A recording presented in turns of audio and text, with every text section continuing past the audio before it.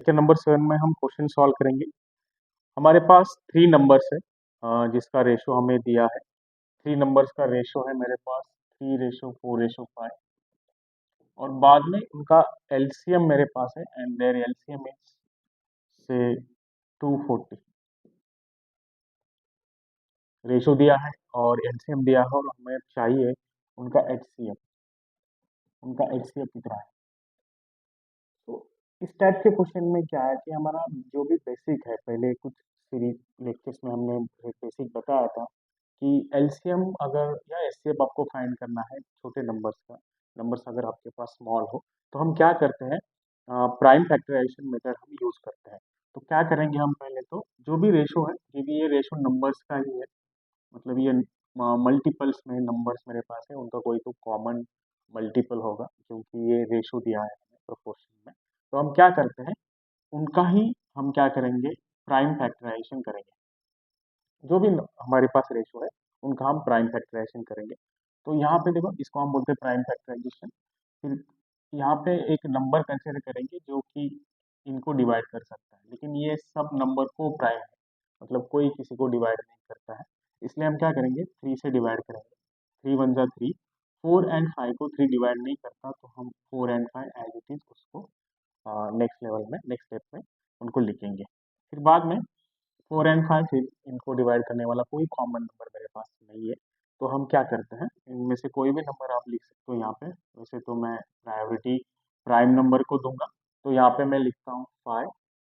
5 one जा 5, 4 पे divide नहीं हो रहा, 1 को डिवाइड नहीं हो रहा, मतलब जो नंबर डिवाइड नहीं होते, उनके सीरीज में नहीं आते, उनको हम क्या करते हैं, as it is next step में लिखते हैं। अभी यहाँ पे देखो 4 है, तो 4 को हम डायरेक्टली 4 से ही डिवाइड करेंगे क्योंकि खाली सिंगल नंबर बचा है। वैसे तो 4 कंपोजिट नंबर है, 2 का स्क्वायर 4 होता है, तो कुछ बच्चे यहाँ पे 2 से भी डिवाइड कर सकते हैं, लेकिन कोई बात नहीं। अगर सिंगल नंबर बचा हो, चाहे वो को कंपोजिट हो या फिर प्राइम हो, तो हम क्या करते हैं, एज इट इज डिवाइड करेंगे। तो ये जो नंबर्स मुझे मिलेंगे इसको हम बोलते हैं फैक्टर्स। इनमें से कुछ फैक्टर्स कॉमन होंगे और कुछ फैक्टर्स अनकॉमन होंगे। कुछ फैक्टर्स कॉमन होंगे और कुछ अनकॉमन फैक्टर्स होंगे। तो दोनों का अगर मैं मल्टीप्लिकेशन कर दूं, कॉमन फैक्टर्स का और अनकॉमन फैक्टर्स का अगर मैं मल्टीप्लिकेशन कर दूं, तो मुझे मिलता है एलसीएम।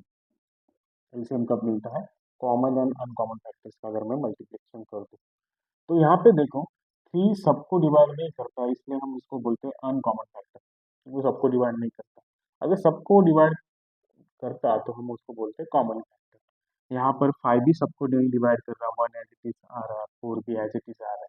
तो यहाँ पे सभी फैक्टर्स मेरे कैसे हैं, अनकॉमन फैक्टर है। लेकिन एलसीएम में हम ऑल फैक्टर्स लेते हैं। आप सबको पता है एलसीएम का डेफिनेशन क्या होता है, मल्टीप्लिकेशन ऑफ ऑल फैक्टर्स।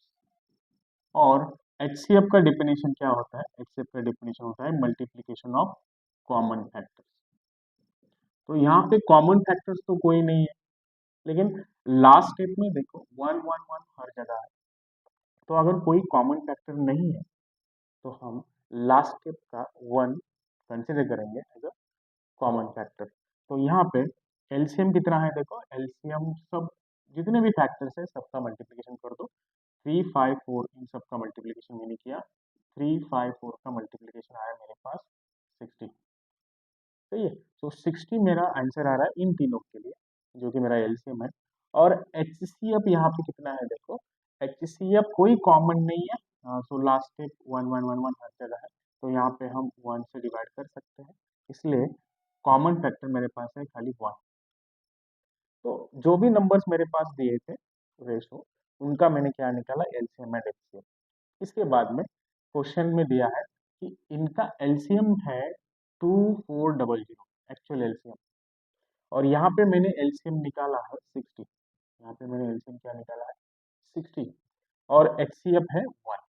तो हम क्या कर सकते हैं, ये 60 इसका इक्विवेलेंट होता है क्योंकि इनका ही ये एलसीएम है और यहाँ पर भी दिया है एक्चुअल एलसीएम। तो हम क्या करेंगे नेक्स्ट स्टेप में, 60 का मतलब है, मतलब 60 is equivalent to corresponds to 2400। ये भी एलसीएम है, अपना एलसीएम और गिवन एलसीएम हम क्या करते हैं, इक्वेट करते हैं। और उसके बाद में क्या पूछा है, एचसीएफ का निकालो। तो HCF मेरे पास कितना है 1, तो यहाँ पे हम लिखेंगे 1 मतलब क्वेश्चन मार्क। तो क्वेश्चन सीधा बना, 60 अगर 2400 है तो 1 का आंसर क्या आ सकता है।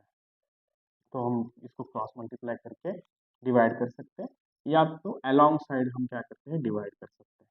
तो यहाँ पे मैं 60 से डिवाइड कर रहा हूँ, 0 0 कैंसिल, और 6 1 जा 6, 6 4 जा 24।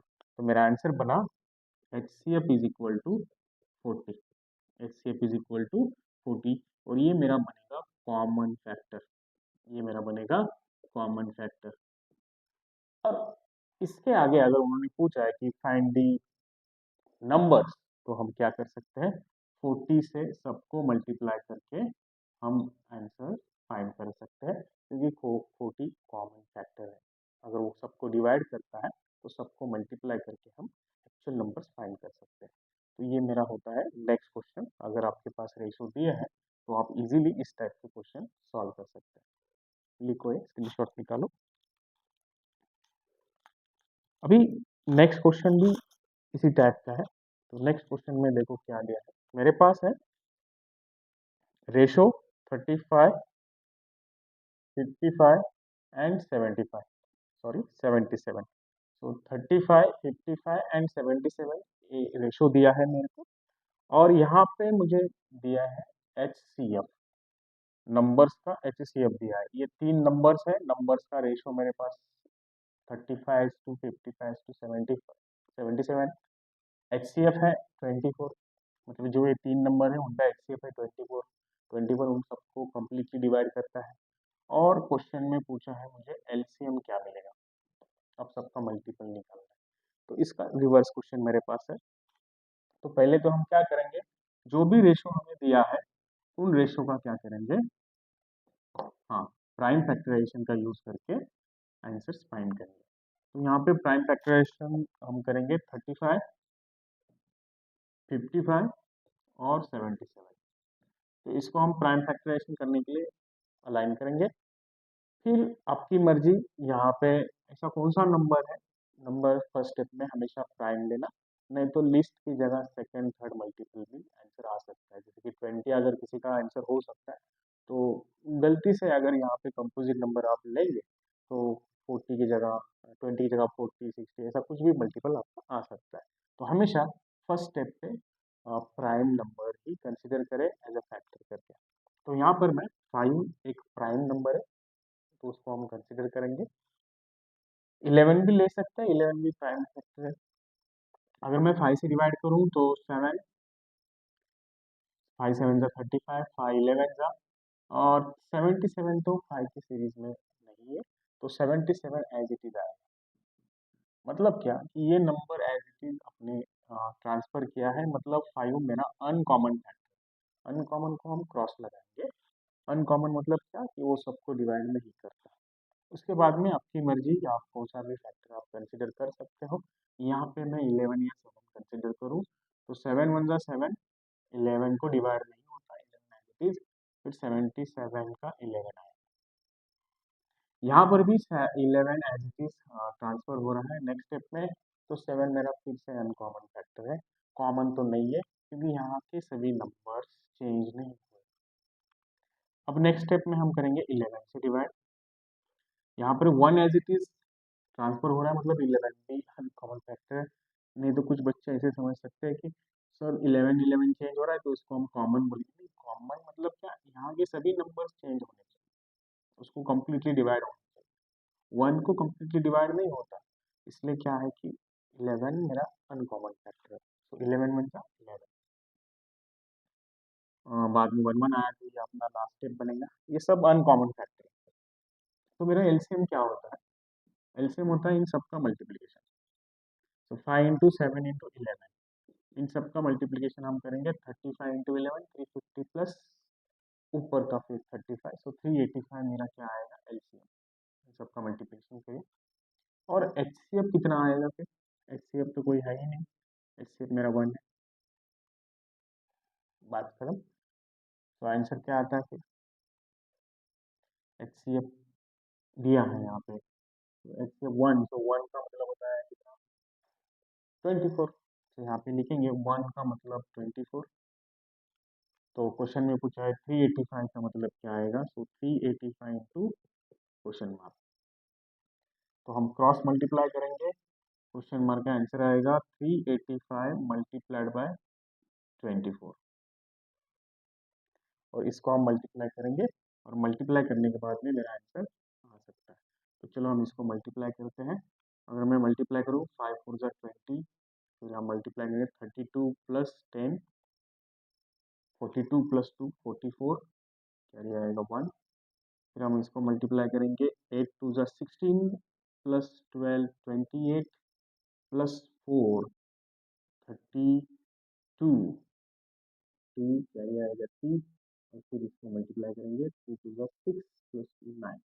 तो ये मेरा आएगा एलसीएम, जिसका आंसर है 9240। ओके, तो इस ढंग से हम, अगर क्वेश्चन रेशो के ऊपर दिया है तो इजीली हम सॉल्व कर सकते हैं। जो भी रेशो दिया है उसका हम अपनी तरफ से प्राइम फैक्टराइजेशन करके एलसीएम एंड एचसीएफ निकालें, फिर बाद में अपना एलसीएम उनके एलसीएम के साथ में करस्पॉन्ड में लेके क्रॉस मल्टीप्लाई करके हम आंसर फाइंड कर सकते हैं। तो नेक्स्ट सेक्शन में हम देखेंगे ग्रेटेस्ट नंबर कैसे फाइंड करते हैं, स्मॉलेस्ट नंबर कैसे फाइंड करते हैं, और फिर वर्ड प्रॉब्लम्स। ये टॉपिक थोड़ा इजी है। यहाँ पे हम पहले तो मॉडरेट लेवल के क्वेश्चन सॉल्व करेंगे, उसके बाद में एक बार आपका बेसिक्स क्लियर हो गया तो हम एडवांस लेवल के भी क्वेश्चन सॉल्व करेंगे। Thank you all. इसका स्क्रीनशॉट निकालें।